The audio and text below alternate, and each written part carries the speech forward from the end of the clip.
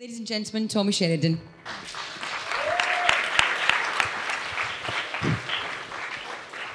Thanks very much, Gail. Can I just say, by way of introduction, folks, I have had the great pleasure of hearing Mary speaking recently in Paisley, where we shared a platform, and she's going to be coming and sharing a platform in Uddingston with us on Thursday night as well. And last week I shared a platform with a 16-year-old called Kyle in Cowie. And last night I shared a platform with a 17-year-old called Donald from Campbelltown. And can I just say to you, sharing the platform with 16-year-olds, 17-year-olds and 19-year-olds has convinced me more than ever that we are going to win on the 18th of September, brothers and sisters. I'll tell you why. I'll tell you why. See, when you've got a campaign that is able to mobilise and inspire young people like Mary to talk the way she's talked tonight, with the articulacy, with the knowledge, with the passion, with the commitment, Scotland is changing, brothers and sisters. Scotland is beginning to realise that it is a nation once again. And we ain't going back, brothers and sisters. We ain't going back. We ain't accepting the doom and gloom merchants who for decades have told us that we're no big enough, we're no smart enough, we're no rich enough, we're no good enough to run our own affairs. This new generation of young people who, by the way, independence means more to them than it does to the rest of us, because those are the ones who are going to benefit most from independence. They are not going back into the box. They're out the box, and they want their country to be in their own hands, brothers and sisters. That's why the 18th of September is so important. I have to say, I'm a wee bit nervous. Here tonight, because sometimes Gail comes to some of the meetings with me. Sometimes my mother down here comes to the meetings with me. Tonight I've got my mother and Gail at the meeting. But to make matters worse, I've also got my father-in-law here tonight. And Gus, he's a hard taskmaster, our Gus. He did say to me when I got married to Gail, he says he was a wee bit worried that I was bringing down the family name because he'd been in jail more than me. But he's brought his brothers here tonight as well. Good Governites, the Healy's. And therefore I've got a lot of convincing to do tonight. I think it's important to bear in mind that we are up against formidable foes. We, in the Yes campaign, want to break the British establishment. We want to break British imperialism. Can I just say to you, see, when you want to do that, you're going to face formidable foes. Because the British establishment has got a lot of friends in high places. Just recently, we have had that ex-Premier, John Major, has been rolled out to tell us that you shouldn't vote independence. Don't know why you've rolled him out, because we never listened to him when he was the Premier, so why would we listen to him now? They've brought out Gordon Brown as well. More about him later, but he's coming out to tell us that we shouldn't vote independence. They've even brought out the Chinese Premier. Now, by the way, I can't remember his name, I'm sorry. But he's been rolled out to tell us that you can't vote for independence. They've brought out Hillary Clinton. Apparently she's going to run for the President of America. She's been brought out to tell us not to vote for independence. They've even brought out Obama, the current President of America, to tell us that we've not to vote for independence. I've got to say, I can't wait till Friday comes along, 4th of July. Can't wait. Because obviously Obama is going to be on the telly and he's going to announce They've given up their independence. They're coming back. They're going to be part of Britain again in America, you know. Because I've got to say to you, if independence in 1776 was good enough for America, then independence in 2014 is good enough for Scotland as far as I'm concerned. They've even brought out another secret weapon, and this secret weapon, by the way, it might backfire. It might backfire. I'll tell you why. I had a meeting a week ago in Glasgow in a hotel with my QC. And I'm not going to go into any names, pack drill. But I'm going to say that this QC of mine is a very prominent no campaigner and no voter. When I met him a week ago, Friday there, he said to me, Tommy, I'm having second thoughts. And I thought, brilliant. Donald, have you been watching YouTube? Have you been watching some of the speeches on YouTube? No. I says, have you been going to some meetings? Have you been going along to the Yes meetings? No. Have you been reading some of the literature, some of the Yes campaign literature through them? No. I says, so why are you having second thoughts? He says, the Pope says we have to vote no. He says, I'm getting worried about the company I'm keeping.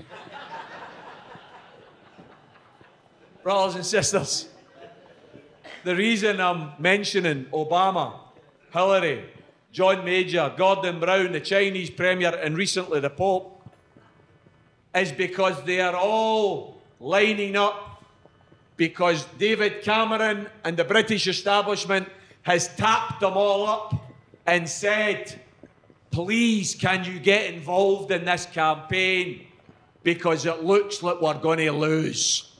That's why they're getting involved in this campaign. That's why they're coming out. The truth of the matter is, for the British establishment, I've said it before, I'll say it again over this next 90 days, the British establishment is worried, brothers and sisters. It is squeaky bum time for the British establishment because they now are looking at the very real prospect of this wee country, Scotland, standing up on its own 2 feet and saying, we are going to take our destiny into our own hands. We're not going to be run any longer by the southeast of England, by the UK Westminster Parliament, by the City of London. We're going to run our own affairs. And you know, it's dead important, before I elaborate on what this referendum is about, it's dead important that we underline the point that Mary made, that this referendum is not about. Don't allow them to distort you. Don't allow them to mislead you. This referendum has got absolutely nothing to do with whether you vote for the SNP, you support the SNP, or you hate the SNP. This referendum's got nothing to do with whether you like, love, or loathe Alex Salmond. This referendum's bigger than all of that.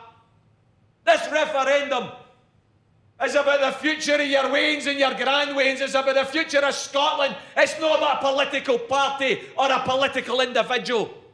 Raise your sights, folks. Don't allow yourself to be brainwashed any longer. I've made the point before. If you've seen a wee house that you wanted to buy, and the estate agent took you in and they showed you the house and it had 3 lovely bedrooms and a big kitchen and a lovely garden, and you had the money to buy it, and you turned round to the estate agent and says, I'm not buying it. And the estate agent says, why no, you've got the money. And you says, because I don't like the wallpaper. They would think you were daft. Because of course you could change the wallpaper. Brothers and sisters, it's just as daft to no vote for independence because you don't like Alex Salmond. You can change Alex Salmond. This vote on the 18th of September is about you having the right to decide who runs your country. This vote on the 18th of September isn't about who runs your country. It's about you having the right to run your country. There's going to be an election in May of 2016. That's when you'll get the decision to decide who it is you want to run an independent Scotland. But can I tell you here and now, see if we vote no on the 18th of September, it doesn't matter who you vote for in 2016, your country's still going to get run from London and from the southeast of England. That's a fact. That's a reality. This referendum, brothers and sisters, this referendum is about freedom. Freedom. No in a Mel Gibson, William Wallace, Braveheart type of way. We're not talking here. Some of you might think, oh, Tommy, you're over-egging the pudding a wee bit here. We're not exactly locked up. We're not exactly in shackles and chains. We're not exactly in handcuffs. I know a thing or two about being handcuffed, so I should know what I'm talking about there. Are you really serious when you say this is about freedom? I'll tell you the freedom this is about, brothers and sisters. Here's the freedom that you've got the chance to vote for on the 18th of September. Since 1951, Scotland has rejected the creed of greed that runs through the Tory party like a stick of rock. This country, Scotland, has never voted for a Tory government since 1951. And yet, since 1951, this country has had to endure 35 years of Tory governments.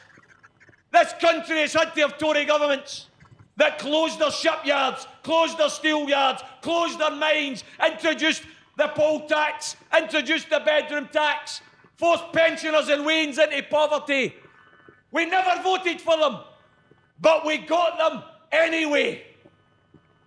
On the 18th of September, you've got the chance to decide that this country of Scotland will never, ever have a Tory government again. That's the freedom you've got in your hands.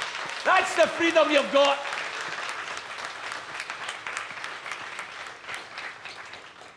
We've got the opportunity here to decide that there are things that are above politics, things that mean so much to us, like the National Health Service. The National Health Service, brothers and sisters, most of you use it. Most of you value it. I'm going to tell you here and now. See if you think the National Health Service should stay in public hands and be properly funded, you better vote yes.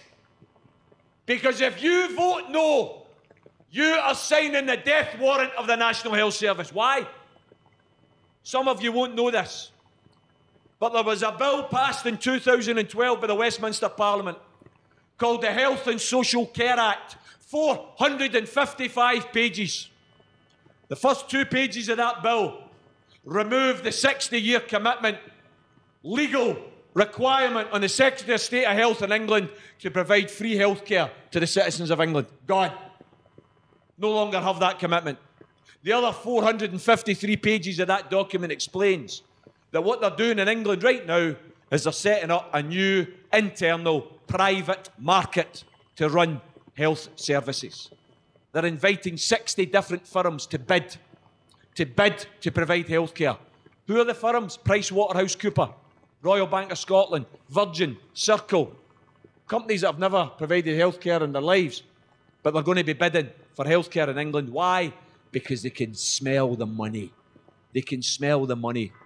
Individuals in England are going to be forced, going to be compelled to take out private health insurance. The system that they have voted for in England is modelled on the United States of America, where when you go to a hospital, they don't reach for your pulse, they reach for your wallet. That's what they're introducing now in England. Go online. Look up Professor Alison Pollock, Professor of Health Economics, speaking in April in London, describing how the health service in England has now been reduced to no more than a logo. A logo, that's all it is. They make the point that if Scotland votes no, in 5 years the health service will be unrecognisable. In 10 years, the health service in Scotland will be privatised. Why? Because the Westminster government, once we have shown that we don't have the bottle, that we don't have the guts to run our own affairs, when it comes to the Barnett formula and they give us some money, like we kids asking for pocket money, do you think they're going to give us the money to continue to run a public health service when they've already privatised theirs? See, if you think that, you really believe in fairies. They're going to come for our health service, brothers and sisters, and they're going to smell the blood. They're going to smell the weakness, because we had the opportunity to cut them off, but we didn't have the bottle to do it. And by the way, that's not all they're going to come for. They're going to come for our education as well. Listen to what Mary said. Young working class woman at Glasgow University trying to better herself. Where's she going to get £9,000 for? That's the tuition fees in England now. £9,000 up front, £9,000. I don't know if any of you are at university or any of you get kids who you hope are going to go to university. I'm going to ask you, where are you going to get the £9,000 for your way to go to university? In Scotland, there is no upfront tuition fees. In Scotland, education's still free. We vote no as a nation on the 18th of September. Do you honestly think Westminster's going to continue to give us money so that we can keep our education service free? They're going to force us to do what they've already done, privatise it, bring in tuition fees and charge wains to get an education, so it'll go back decades. So it's only the wains with money that get to go to university. Brothers and sisters, we have got an opportunity here. The freedom to decide that certain services are going to stay in the public sector. Services like the mail service. They've already agreed. They've voted for it.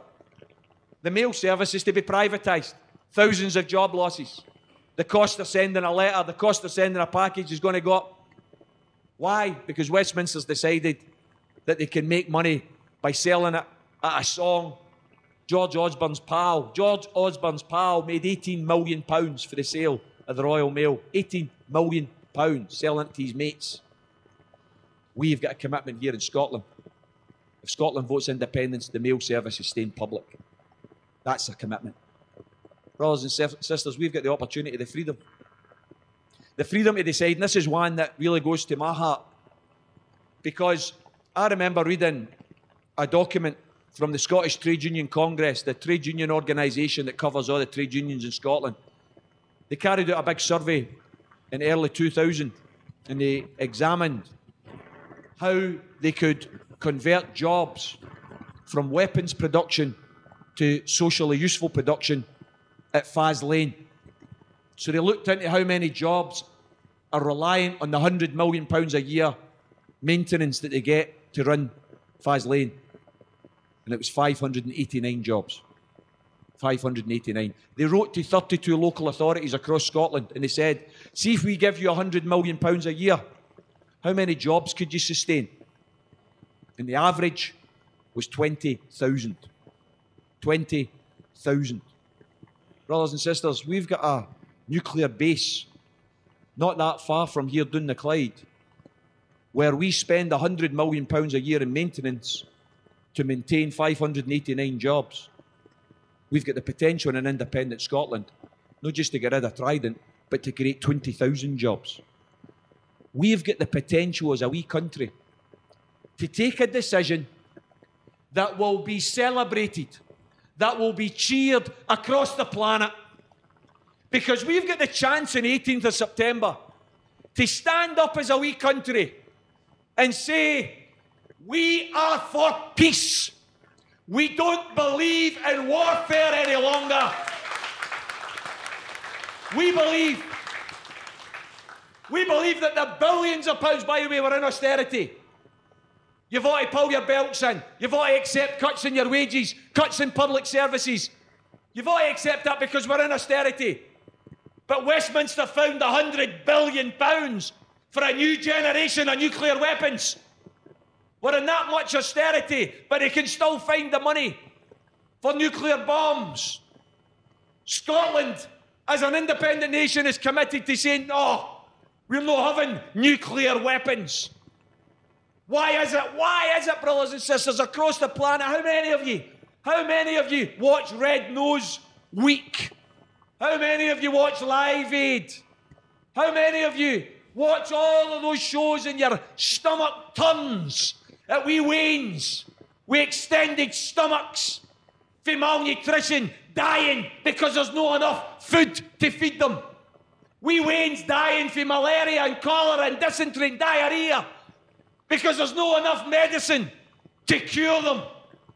There's never enough, brothers and sisters, to save the wains, but there's always enough for bombs and missiles. That's the disgrace. That's the disgrace.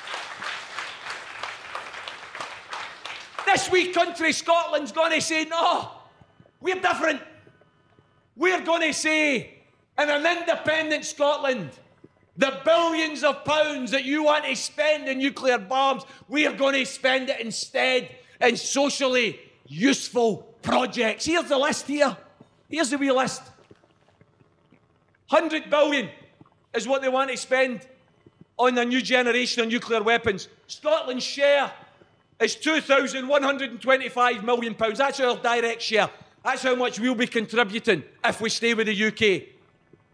Well, here's what you could have instead. You want 5 brand new hospitals? Do you want 100 new doctors, 100 new dentists, 10 brand new secondary schools, 200 new teachers, 30 new sports centres, pay to host the whole of the Commonwealth Games, dual the A96 Inverness to Aberdeen Road, dual the A9 Perth to Inverness Road? Brothers and sisters, all of that, no one thing, all of that, you've got the freedom to choose to spend your money on that or spend it on nuclear weapons. That's what the vote on 18th of September is all about. I hope that each and every one of you have got the wisdom and got the courage to decide that you want your taxpayers' money spent on more schools, more teachers, more hospitals, more doctors, and no more illegal, immoral nuclear weapons, brothers and sisters. That's the chance. This wee country of ours, we don't just have the ability to stand on our own 2 feet. We've got the ability to stand on our own 2 feet and be one of the tallest nations on the planet. All of the economic surveys that have been done show that this country, Scotland, even without oil and gas, even without it, would still have AAA credit rating and be 16th in the world as far as production is concerned, as far as wealth is concerned, as far as potential is concerned. If you add in the oil and gas, we could be as high as 8th in the world, 8th richest country in the world. People say, oh, but Tommy, can we afford to have a health service? Can we afford the education? Can we afford welfare in an independent Scotland? Brothers and sisters, please waken up here. In the last 33 years, not the last 3 years, 4 years, 5 years, 33 years in a row, Scotland has given Westminster more money in tax and revenue than we've got back from Westminster. We're nae subsidy junkies. Don't listen to that buffoon Boris Johnson down in London. The Scots are all subsidy junkies. We're no subsidy junkies.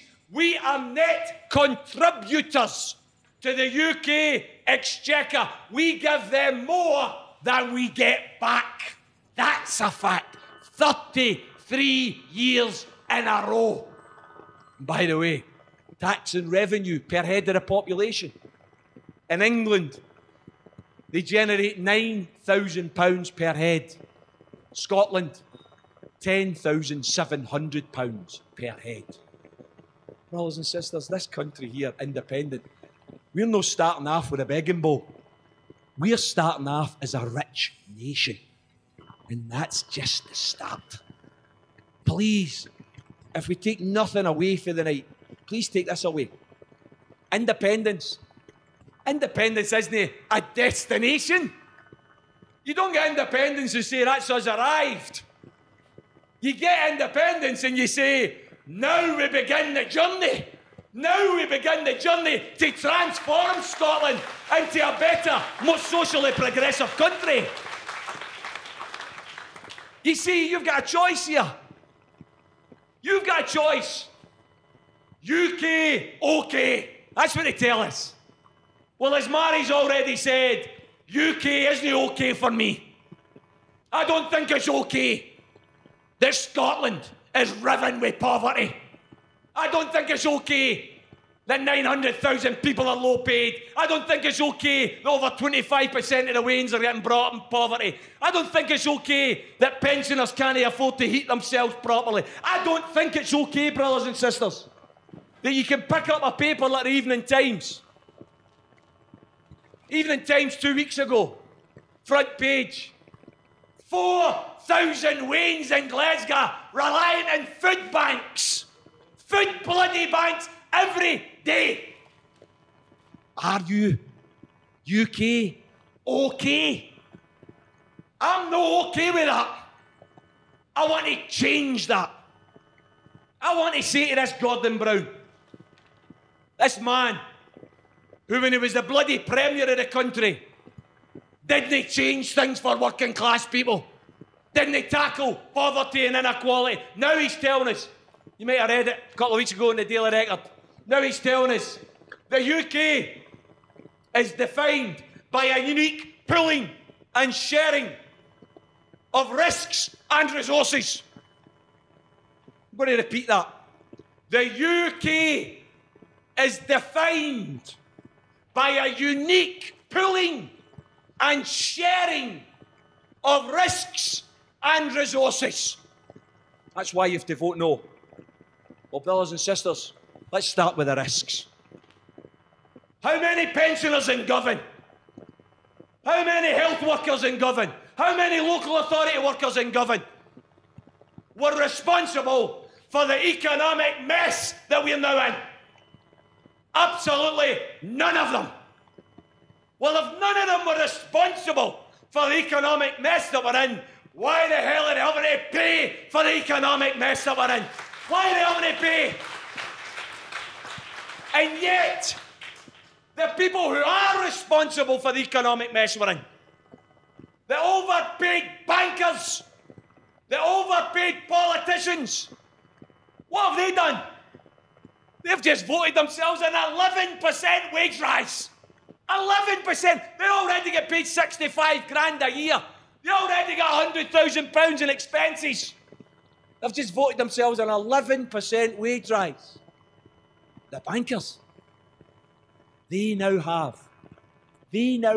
bankers in Britain now have more bonuses than they did in 2008 before the economic crash. They're paying themselves more than they did before they caused the crash. Sharing of the risks. Where's the unique sharing of the risks there? Or maybe it's the resources. Maybe it's the resources that they're sharing. Well, wait a wee minute here. Oxfam. Oxfam's just produced a report. First year of the condemned government. First year of a condemned government. 29 members of a cabinet. 23 members of that 29. 23 personal millionaires. Personal millionaires. This is the shower of political space cadets that on the 1st of April last year decided that the poor should pay more if they wanted their Wains to have a bedroom each in a council house. Because that's what the bedroom tax was all about, wasn't it? They come along with a bedroom tax and they decided to punish the poor for the crime of being poor. They decided to say to working class families, if you claim housing benefit, the majority of those who do claim housing benefit are workers who are so damn low paid that they need help with their rent. If you claim housing benefit, we Jeannie and Johnny, oh, wait a wee minute, you've got them in separate bedrooms. Oh, no. If you do that, we're going to take money off you. We're going to penalise you. You have to pay an extra £13 a week. And if there's two of them, oh, we're going to take £25 a week after you. You're already proved that you're poor because you don't get housing benefit unless you're poor. and they're going to take 13 quid a week off you. How dare they? 23 millionaires. And that's what they introduced on the 1st of April. Same week, 5th of April. We're all in at the Gilla. We're all pulling in our belts. We're in a time of austerity. Same week that they introduced the bedroom tax, they introduced a tax cut for the millionaires.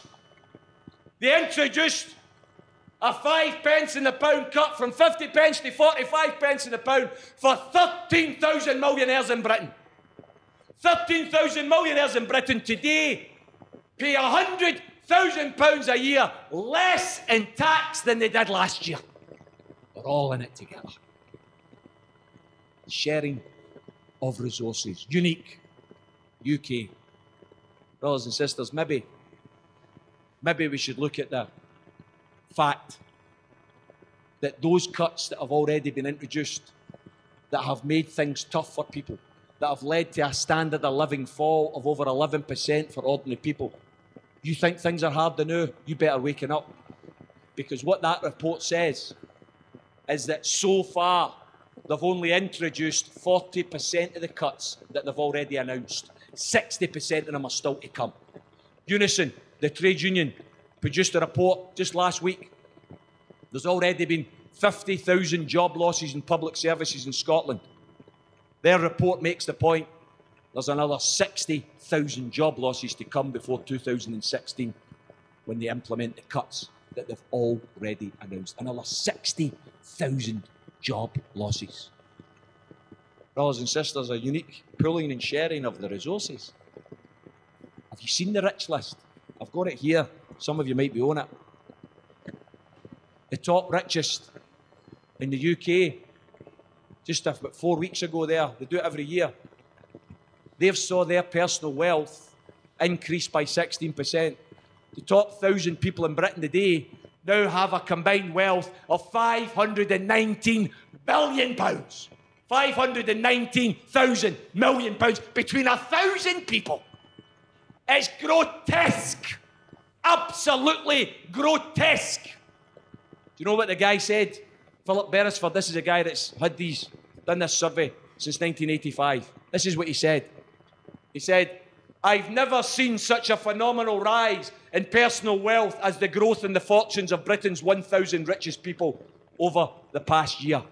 He says, the richest people in Britain have had an astonishing year. An astonishing year. A unique pooling and sharing of risks and resources. 900,000 more people, according to that Oxfam report, 900,000 more people are now officially poor after the first year of the condemned government. 300,000 of them Waynes. Almost 1 million more in poverty.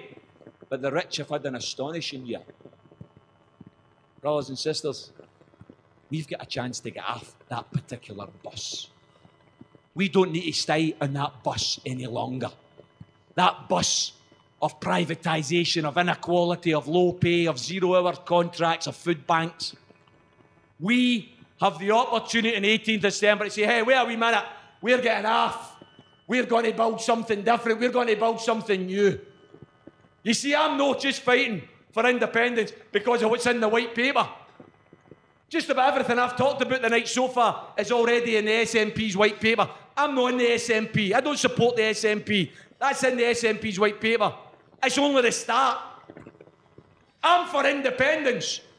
Not for what's in that white paper, but for what's in everybody's heads, what's in everybody's vision. I'm for independence. Because in an independent Scotland, I'm determined that we are never, ever, ever going to have another pensioner and governor anywhere else in Scotland that dies prematurely of hypothermia because they can't afford to keep their house warm. Because I'll tell you what we're going to do. I'll tell you what we're going to do in an independent Scotland. We're going to do what that spineless crowd of Labour cretins never done in their 13 years of power. We're going to take back what rightfully belongs to us. We're going to take back the gas and the electricity, and we're going to run it for social need, not for private profit.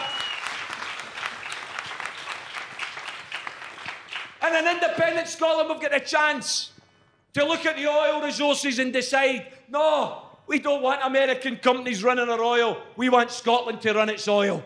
We want the oil resources to be run for ordinary people. In an independent Scotland, all of those things I talked about, new hospitals, new schools. What happens when you build new hospitals? What happens when you build new schools? What happens when you start building new houses? Good quality local authority homes, good standard. A wee back and front door, a wee garden. What happens? You create jobs. You create jobs for people in the building industry. The people in the building industry, and it's a big, big industry, then spend their money on other things which creates jobs for other people. It becomes a win-win situation. In an independent Scotland, we should banish poverty. In an independent Scotland, we should abolish low pay. In an independent Scotland, we should get rid of homelessness. In an independent Scotland, we're going to build first-class public services. We're going to stop looking down at what happens in England and think that's all there is.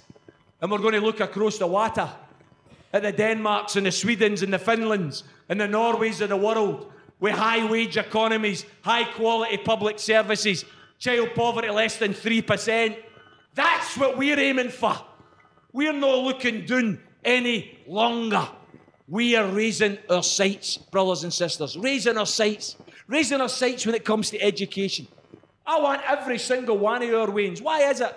In countries like Finland and Norway, they've got average class sizes of 15. Average class size of 15. My wain goes to Lures Primary. 33 wains.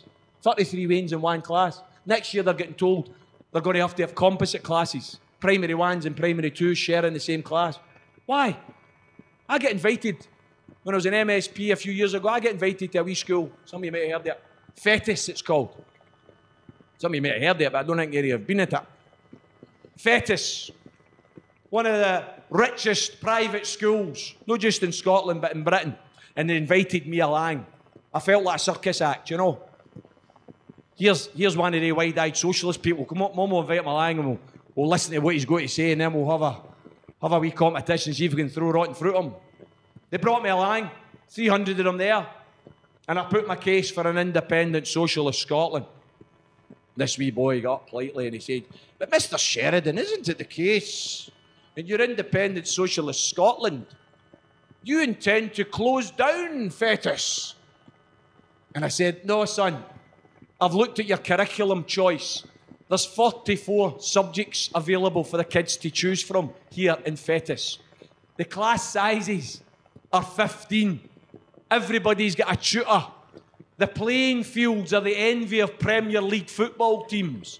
Close down Fetis? No, I want to open up Fetis so that everybody gets the chance. Everybody gets the chance for that type of education." In an independent Scotland, brothers and sisters, the sky's the limit. We should be raising our sights, investing in our children, investing in our elderly, investing in public services. Somebody said to me, but Thomas, here in independent Scotland, are we going to be able to hold on to the 4,000 jobs we've got in shipbuilding? And I said to the guy, listen, mate, you're not asking the wrong question. Should you not be asking what happened to the 23,000 jobs we used to have in shipbuilding? Should you not be asking what happened to the 23,000 workers that used to make things that were the pride of the world? In an independent Scotland, we can move away from this single obsession with warfare and war contracts and move towards civilian contracts, passenger ferries, export ships, ferries.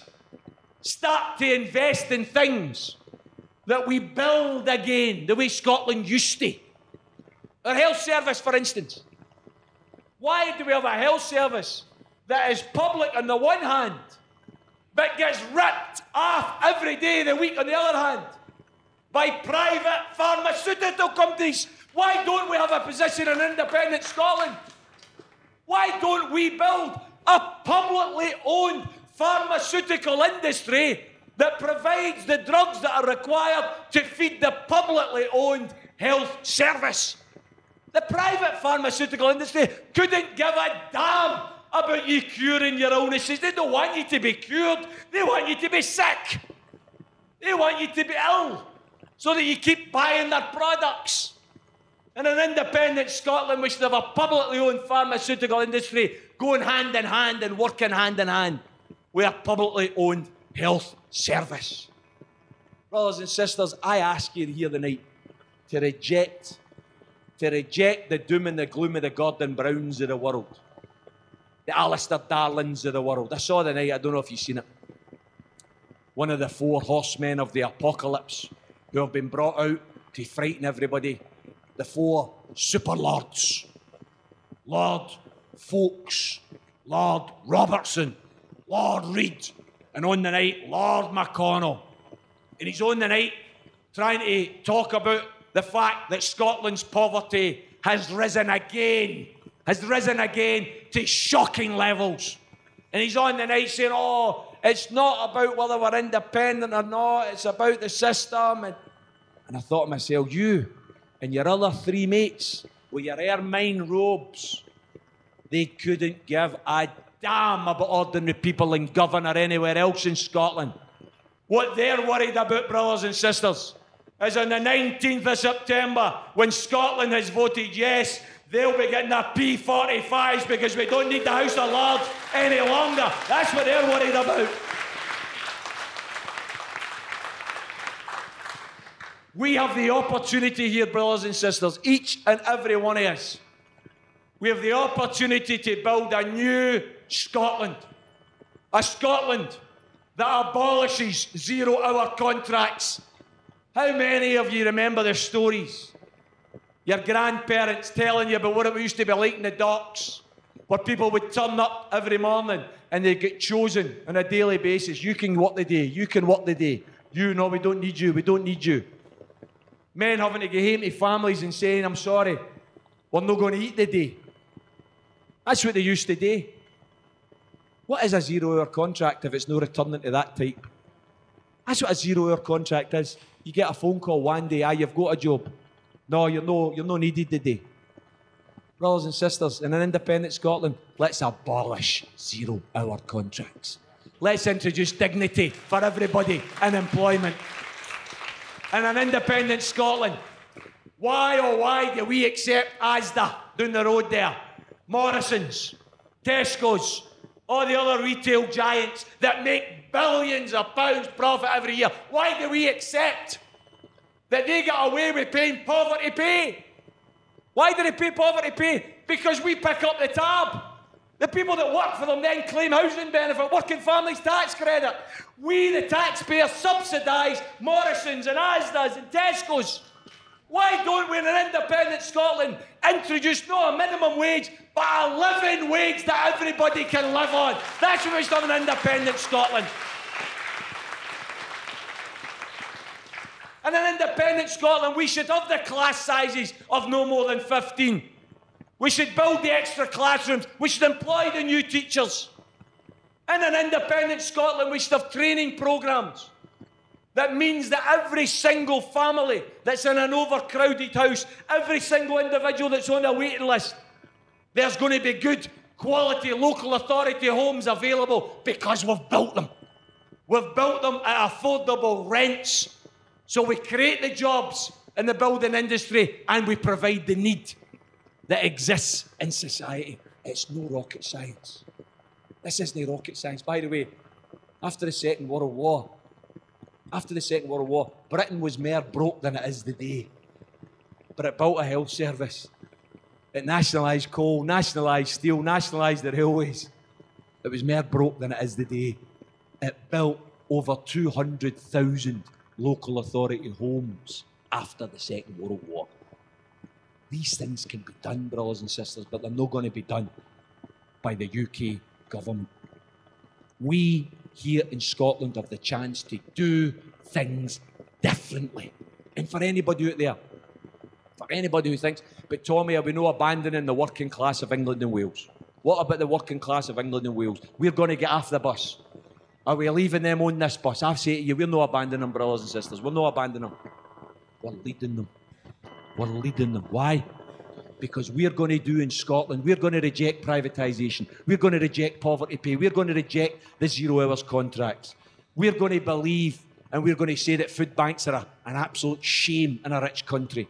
We're going to reject all that and we're going to build a socially progressive, more equal Scotland that redistributes wealth, that makes sure that we look after the millions, not the millionaires. We're going to invest in welfare, not warfare.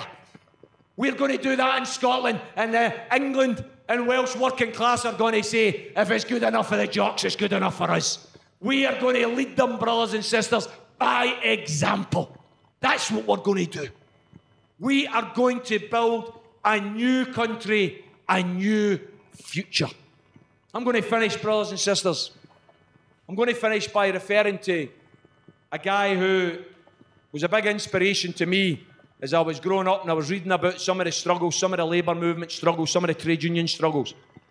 And I went and visited his statue when I was in McConnell Street in Dublin about 6 months ago.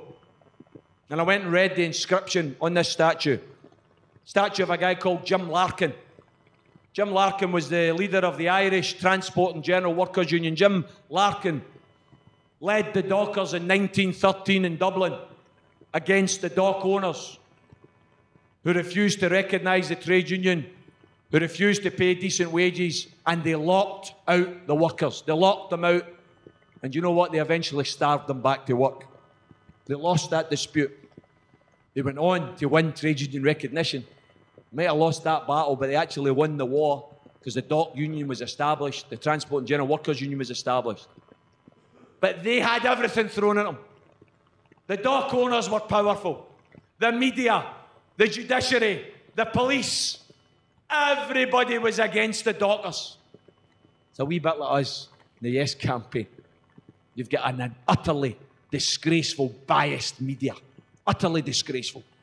You've got millionaires by the dozen prepared to say that they are campaigning for no. You've got all the establishment political parties. You've got all of the hotty-totty brigade saying, oh no, stay with the UK, stay with the UK. Very powerful foes. Jim Larkin said in 1913, and I think we should say it today in 2014, he said, the powerful only appear so because we are on our knees, our eyes. Brothers and sisters, on the 18th of September, get off your knees, vote yes, and let's build a new and a better Scotland. Thanks very much.